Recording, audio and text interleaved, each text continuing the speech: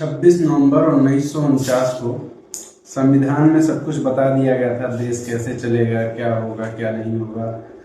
आरक्षण भी दे दिया गया था SC ST वालों को।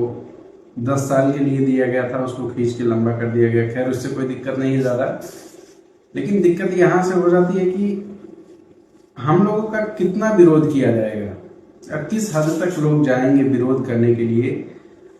भारत के संविधान की उद्देशिका लिखी गई थी, हम भारत के लोग भारत को एक संपूर्ण प्रभुत्व संपन्न समाजवादी धर्मनिरपेक्ष लोकतंत्रात्मक गणराज्य बनाने के लिए तथा उसके समस्त नागरिकों को सामाजिक, आर्थिक और राजनीतिक न्याय, विचार, अभिव्यक्ति, विश्वास, धर्म और उपासना की स्वतंत्रता, प्रतिष्ठा और अवसर की समता प्राप्त करने के लिए तथा उन सब में व्यक्ति की गरिमा, राष्ट्र की एकता और अखंडता सुनिश्चित करने वाली बंधुता, ये सब जब हमारे संविधान में पहले ही बता दिया गया था, तो ये नए नए बिल आने चाहिए। जरूरी है, समय के साथ बदलाव होना चाहिए। UGC का कोई बहुत ऐसा नहीं कि ये बिल आके कोई बहुत बुरा हो गया, लेकिन इसमें हमारे साथ जो जाति सूचक शब्द यूज किए जाते हैं अन्य वर्ग के लोगों के द्वारा, उसमें हमारा क्या रोल होगा? हम किसके पास जाएंगे कि बताने की भैया हमारे साथ भी गलत हो रहा है,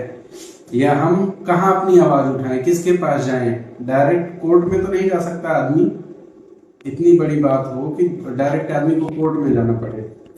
तो हमारा भी ये समझिए, हमको भी न्याय चाहिए ना, कि हम बिल्कुल अब कोई हमसे मतलब ही नहीं है, खत्म। आज तक कोई नहीं बता सकता कि हमारे लिए कोई कानून बनाया गया है, ये हमें सुरक्षा मिलेगी, ये हमें जाए तो कहाँ जाएंगे? हमारा भी तो देश है, हम भी तो पढ़ रहे हैं, यहाँ के नागरिक हम भी तो हैं।